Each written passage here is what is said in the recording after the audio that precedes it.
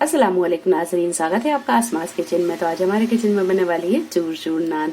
नान की मेरी कई रेसिपियां डली हुई हैं, जिसमें से तवा नान जो आप लोगों को बहुत पसंद आ रही है और काफी अच्छा रिस्पांस भी मिल रहा है। तो इसके लिए आप सबका बहुत बहुत शुक्रिया। तो आज हम बनाने वाले हैं चूर चूर नान। तो इसे बनाने के लिए हमें किन किन चीजों की जरूरत होगी हम देख लेते हैं। तो सबसे पहले हम आटा गूंद कर तैयार कर लेते हैं। 2 कप हमने यहाँ मैदा ली। अगर आप पूरी मैदा की नान नहीं बनाना चाहते तो आप यहाँ 1 कप मैदा और 1 कप गेहूं का आटा भी ले सकते हैं। और 2 टेबल स्पून लेंगे हम घी, 2 table spoon milk powder, 1 table spoon powder चीनी। अगर आपके पास में पाउडर चीनी ना हो तो आप नॉर्मल चीनी भी ले सकते हैं। 2 टेबल स्पून दही, 1 टीस्पून बेकिंग सोडा और 1 टीस्पून नमक, या नमक आप अपने टेस्ट के हिसाब से ले सकते हैं। और आटा गूंदने के लिए हमने यहाँ थोड़ा सा नीम गर्म पानी लिया है, तो पानी को आप थोड़ा सा गर्म ही लें।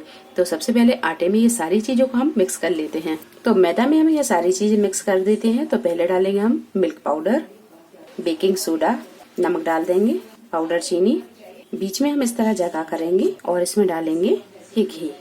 जब ये सारी चीजें अच्छी तरह मिक्स हो जाए तो इसमें हम डालेंगे दही। दही को भी अच्छी तरह मिक्स कर लेंगे। जब ये सारी चीजें अच्छी तरह मिक्स हो जाएं तो इसमें हम थोड़ा थोड़ा सा पानी डालेंगे और इसका नरम आटा गूंद कर हम तैयार करेंगे। आटे को हम यहाँ बहुत ज्यादा कड़क नहीं रखेंगे, आटे को थोड़ा सा नरम ही गूंदेंगे। आटे को हमने अच्छी तरह गूंद लिया है। अब इसके ऊपर लगाएंगे हम थोड़ा सा ऑयल और इसे इस तरह पंच मारते हुए एक सा कर लेंगे।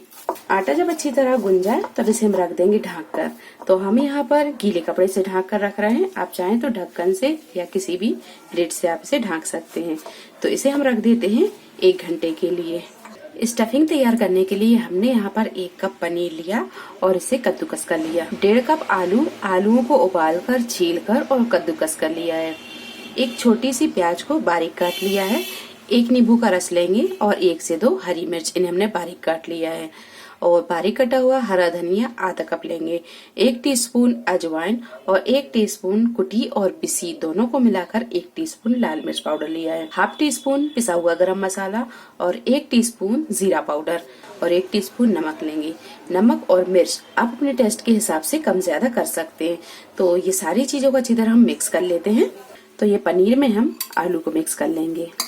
लाल मिर्च पाउडर डाल देंगे, गरम मसाला पाउडर, जीरा पाउडर, अजवाइन, नमक, प्याज और मिर्च ये डाल देंगे। नींबू का रस डाल देंगे, बारीक कटा हुआ हरा धनिया।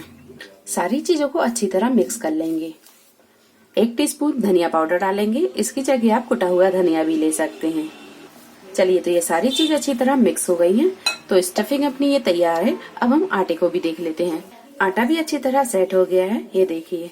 अब इसे हम इस तरह थोड़ा सा एक सा कर लेंगे।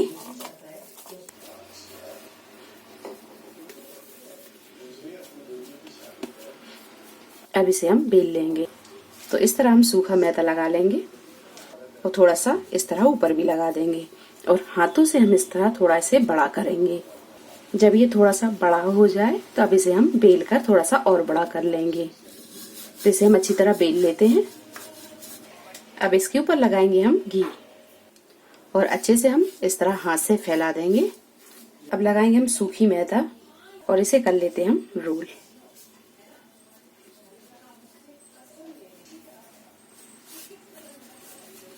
अब हम इसे काट लेते हैं। तो इसे हम नॉर्मल लोई के हिसाब से ही काट लेंगे।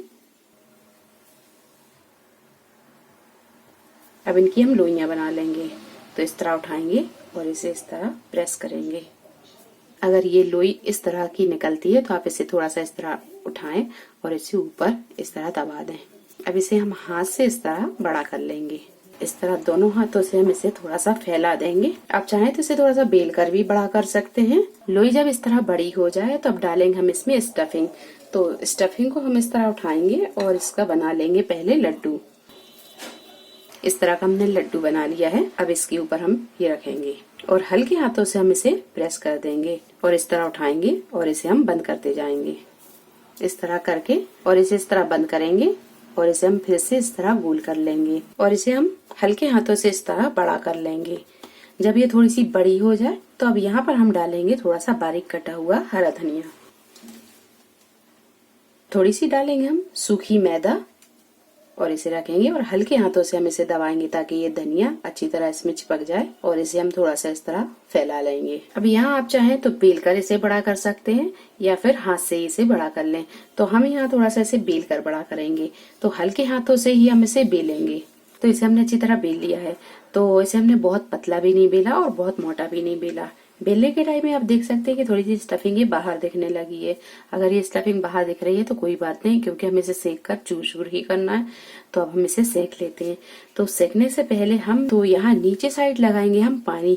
पानी हम यहाँ इसलिए लगाएंगे ताकि हम जब नान को सेके तो नीचे से ये कड़क नहीं हो, थोड़ी सी नरम रहे और जले भी ना। तो ये पानी हम अच्छी तरह लगा देंगे। पानी को लगाने के बाद में अब इसे हम डालेंगे तवे पर। तो गैस पर हमने तवे को गरम कर लिया है। तो तवा यहाँ अच्छी तरह गरम हो गया है। आप नॉर्मल तवा भी ले सकते हैं या फिर आप नॉन स्टिक की तवा ले लें। तो हमने यहाँ नॉर्मल तवा ही लिया है। अब डालेंगे हम ये नान। इसको हमने थोड़ा सा मद्दा ही रखा है ताकि नान अंदर तक अच्छे से सिक जाए। नान को 3 से 4 मिनट सेकने के बाद में अब तवे को हम इस तरह उठाएंगे और इस तरह हम इसे सेक लेंगे। तो गैस को हम यहाँ थोड़ा सा मद्दा ही रखेंगे और मध्य फ्लेम पर ही इसे इस तरह घुमाते हुए अच्छी तरह सेक लेंगे। गैस को हम यहाँ बिल्कुल मद्दा ही रखेंगे और मध्य फ्लेम पर ही इसे घुमाते हुए अच्छी तरह सेक लेंगे। नान जब अच्छी तरह सिक जाए, इस तरह की गुलाबी हो जाए, तो अब इसे हम निकाल लेंगे।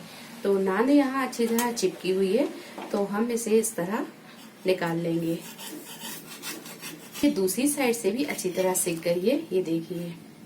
अब इसे हम निकाल लेंगे और इस तरह सारी नान को बनाकर आप तैयार कर लें। ऊपर से आप घी या बटर लगा लें। तो हम इसमें लगाते हैं बटर। तो इस पर लगा लेंगे हम बटर। आप घी भी लगा सकते हैं। तो अच्छी तरह हम इसे फैलाते हुए इस तरह लगा लेंगे। बटर या घी जब आप लगा लें तो यहाँ आप थोड़ा सा बड़ी सावधानी से इसे इस तरह चूर चूर करें।